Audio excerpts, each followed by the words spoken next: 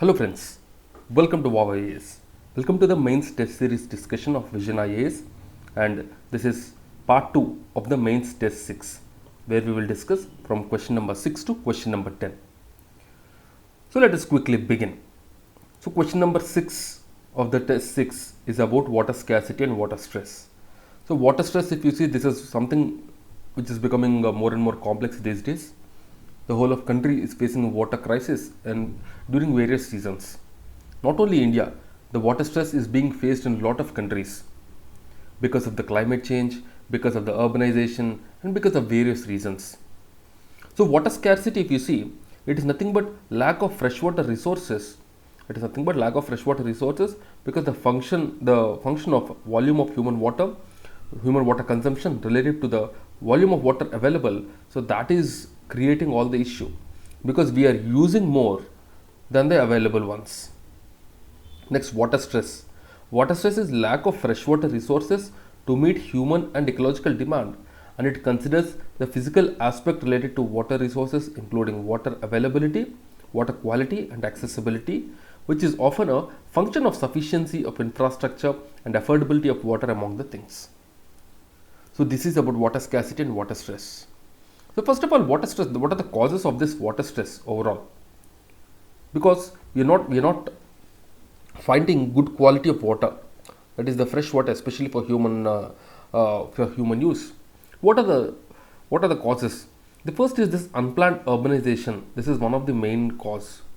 Because of the urbanization, there is increase in the population in the urban areas, which is leading to the water stress. The next is the groundwater availability is reducing. The ground, generally, as we all know, that in the groundwater we have fresh water. But if you see, the 90% of the groundwater is just used for agriculture. So this is overexploitation. Because of this overexploitation, what we are seeing is the lack of freshwater resources for the human demands. Next is ineffective waste management system. So because of this, a lot of water gets untreated and it is again mixing into the rivers and all, which is making the rivers polluted. The cropping pattern. The next reason, because of the cropping pattern, what is happening is that we are becoming a net exporter of water. What do you mean by net exporter of water? That means we are exporting more water-based crops like rice, wheat and all. Because especially rice, sorry, not wheat, sugarcane. Especially if you see rice, the rice consumes a lot of water. Even sugarcane, it needs a lot of water for the growth. And we are exporting these kind of crops. So that means we are becoming a net exporter of water indirectly. Next is the climate change, because we as a nation are dependent on the rainfall. More than 50% of the land is still not irrigated. So the climate change is affecting the rainfall, and this in fact is creating the water stress. Now, the issue of this water stress in India is reflected.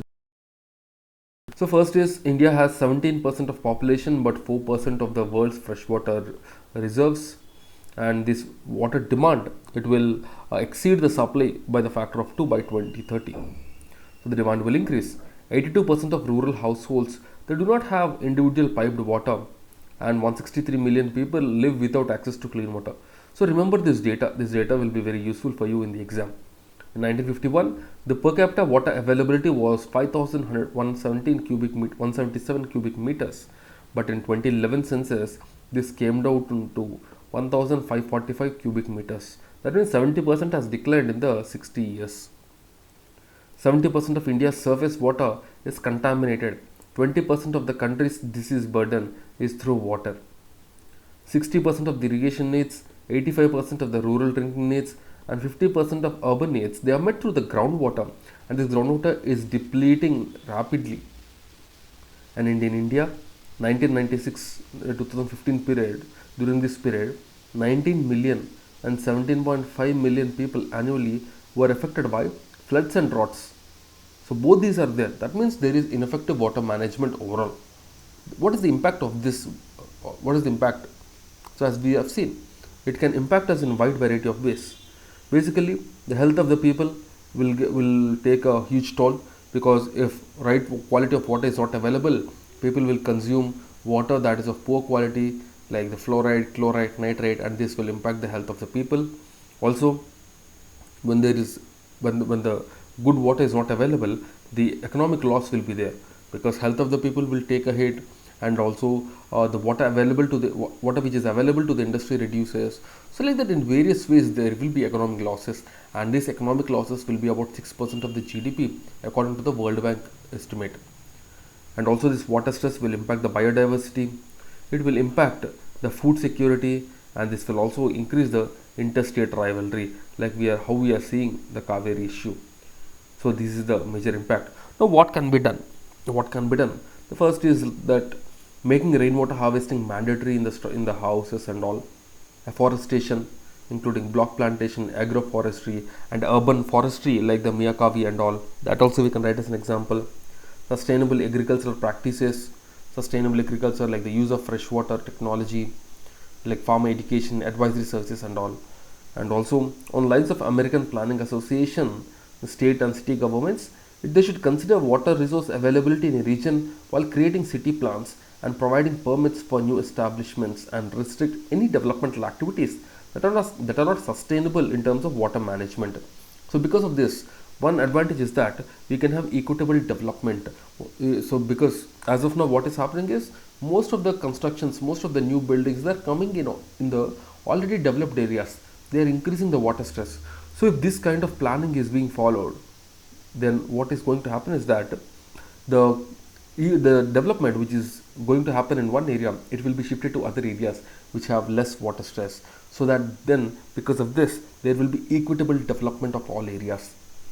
Next is the industrial water quotas, trade permits, water availability linkage licenses and so on, and also shifting to alternative resources like the solar and wind energy, so that we can save water to a large extent. So this is about water stress and its impact. And also another important thing is that there are various schemes of the government like the Jal Shakti Abhiyan, Atal Bhuj Yojana, the Ganga Rejuvenation Plan, the Jal Shakti Ministry was established. So all these are various schemes of the government. So just quote these schemes as well. This will give you a few extra marks definitely. Right. Next, the seventh question.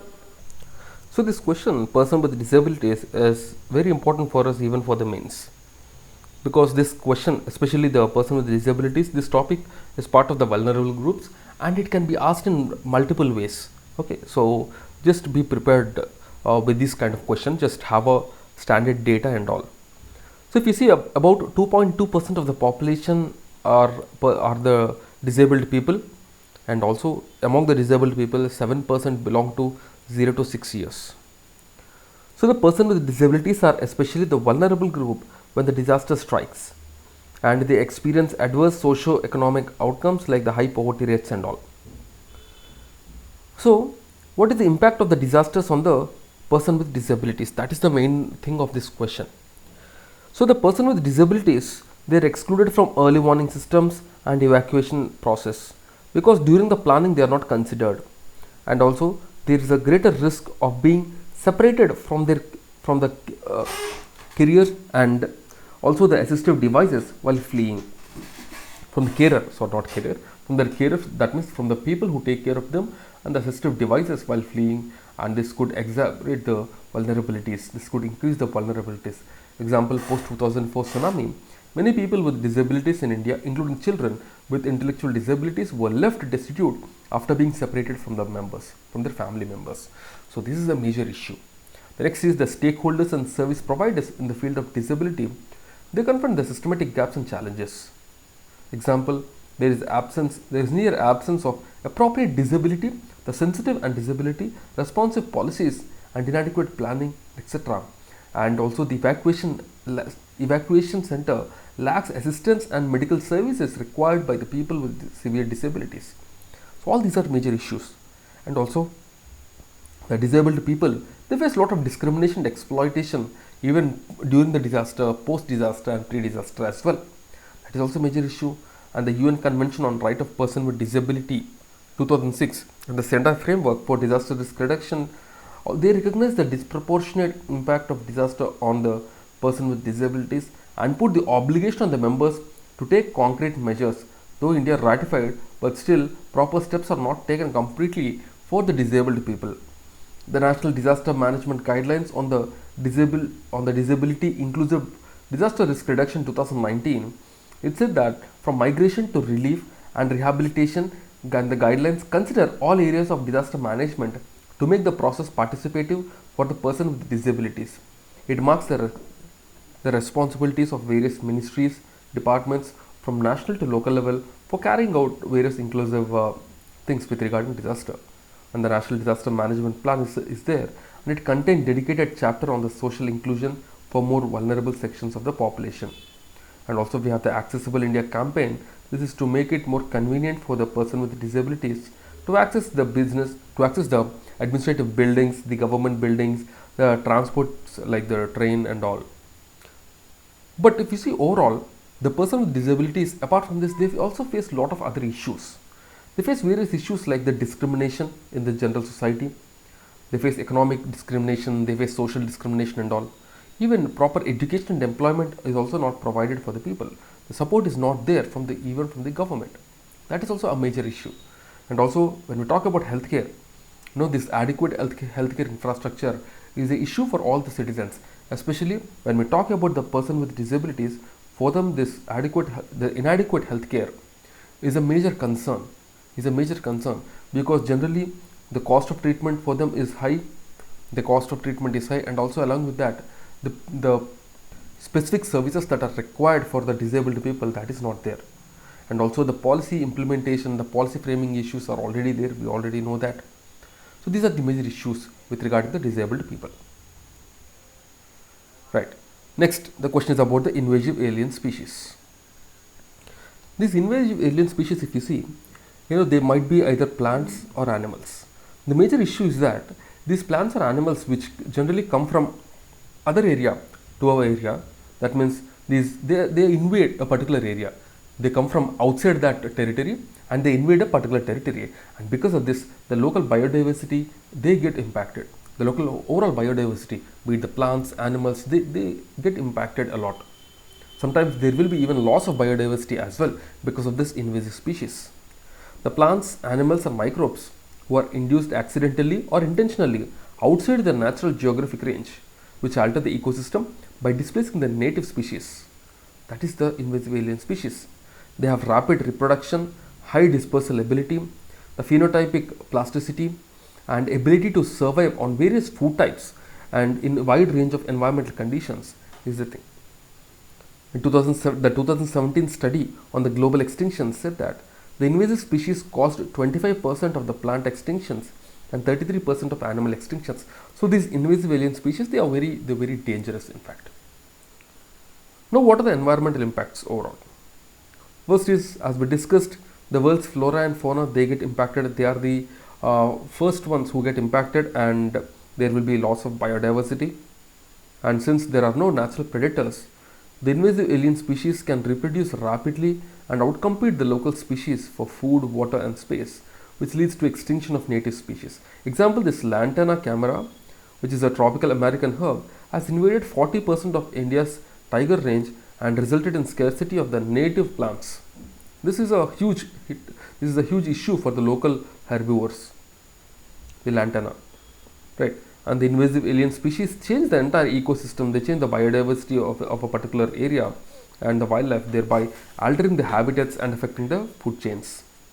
The species change composition, if you see, there will be entire change in the particular area. The soil properties are altered, the pH levels, the nutrient cycles and so on.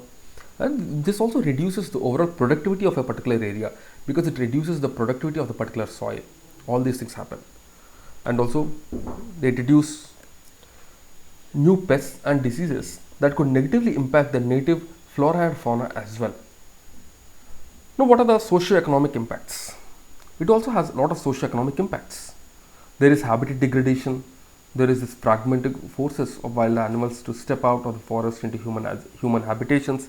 So that means the animals, because they are not getting proper food and all, they will enter into human space. This will increase the animal conflict.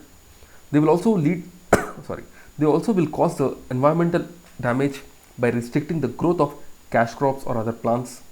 Example, the serpentine leaf miner introduced in India during the 1990s. They feed on several crops that are important to economy like cucumber, bottle gourd, pumpkin, watermelon, the beans, etc. This will put the food security at risk. So animals will get extincted. The food security also will take a hit. The plants also will die. So that means the entire biodiversity, the entire region will get impacted.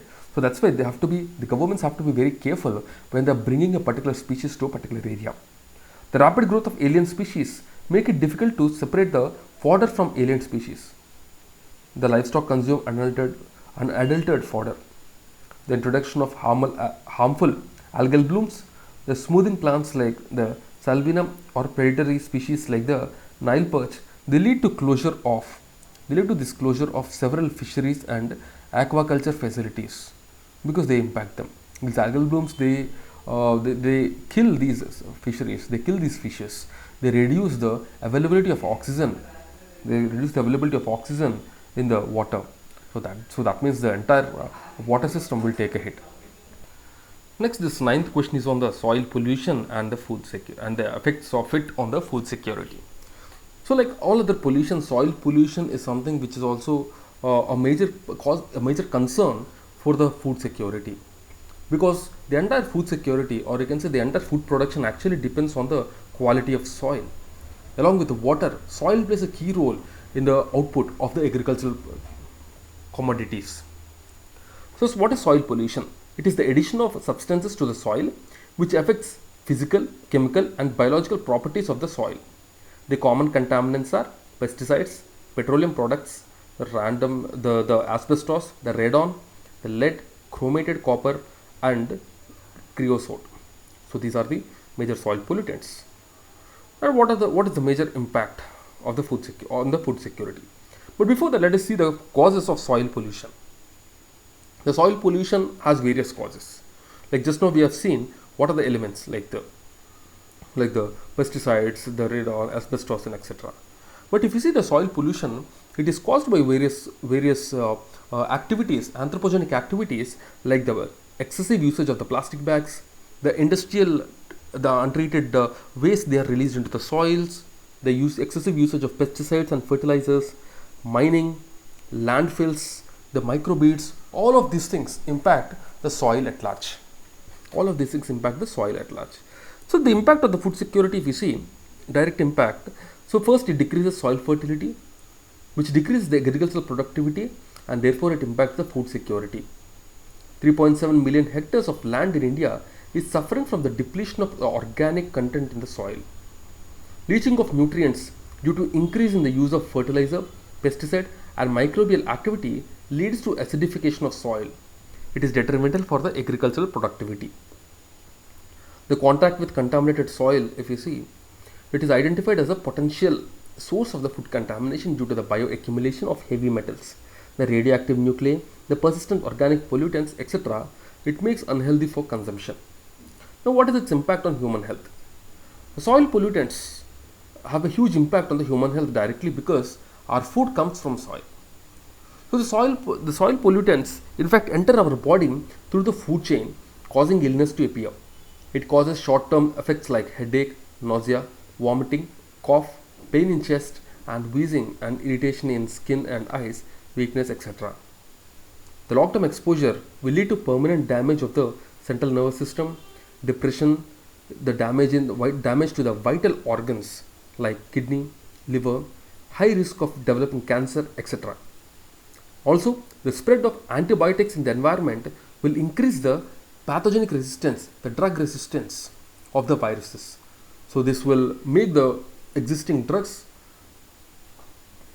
unuseful for the viruses. So the health of the humans will take a hit. Now, what is the environmental impact?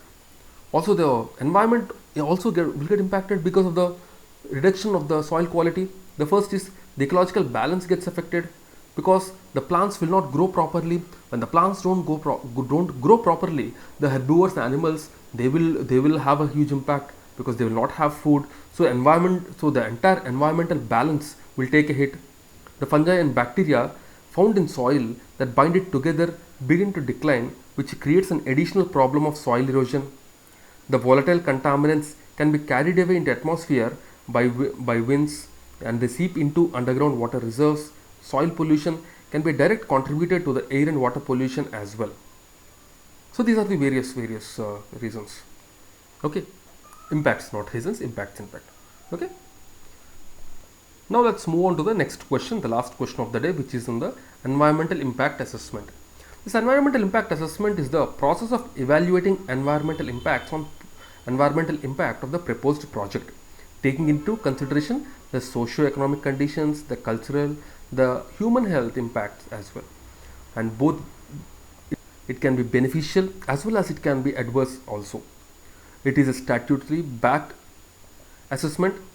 It is backed by the Environmental Protection Act of 1986, and it contains provisions on the EIA methodology and process as well. So what are the objectives of EIA? Objectives is to formulate a transparent, decentralized and effective regulatory mechanism to integrate environmental concerns into developmental process with a view to facilitate sustainable development. Next, to identify and describe the elements of community and environment and the likely effect on the people who are living there because of the proposed project. To ensure incorporation of necessary environmental safeguards at planning stage in the project cycle so as to ensure minimal impact on different components of the environment. To ensure involvement of the stakeholders in public consultation process through public hearing. These are the various objectives. So the different stages involved in the EIA process, this is what we have to see now. First is the project proposal. This major development project shall notify the impact assessment agency in writing by the submission of the project proposal. Next, the screening. This is the second step, which is to determine which project needs a full or partial impact assessment study. And if the screening does not clear a project, the developer needs to undertake the preliminary assessment, and this involves sufficient research, the review of available data and all. Next is scoping, which is the quantifiable impacts. They are measured on the basis of magnitude, the prevalence, the frequency and duration, and non-quantifiable impacts are determined through the socio-economic criteria. And the impact prediction, if you see, the mapping of environmental consequences of significant aspects of project and its alternatives. The EIA report next will come.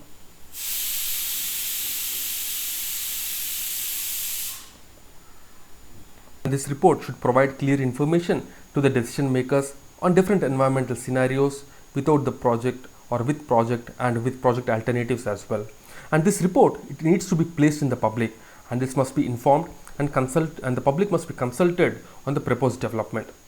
The consultation between the project proponent and impact assessment authority, so they will arrive at a decision based on the environmental impact assessment and all, and the monitoring of clearance conditions. So this has to be there during the construction and operational phase of the project as well. So overall, if you see the environmental impact assessment, it will ensure the sustainability of any project, the sustainable development of everything. This is the major thing. So sustainable development means developing or considering environmental conditions along with the development of a particular area. So these two are considered. These two are the major things in fact. Because without considering the environmental conditions, if the just development is undertaken, then there will be huge loss of the biodiversity which will be there, and along with the biodiversity, even the people who are living there, they will also have an issue, because the project will impact them as well. For example, take mining, because mining happens in these forest areas. So the people who are living there, their livelihood and everything, their life will get impacted. So that's why for any project, these days the environmental impact assessment is something which is very important, and that's why even for the exam for us, this topic will become important. Okay, so these are the questions for today. I'll meet you again with the next set of questions. Till then, keep studying and stay tuned. Jai Hind. Yeah, but just before I leave, a small information. So the document that we are using, as you all know, is the summary document prepared by VOWIAS. Right, you can subscribe to them, and these videos we are providing in YouTube are at free of cost for everyone. You can just like the video, just share the video with your friends, and do let us know your thoughts in the comment box. So that's it for today. Thank you.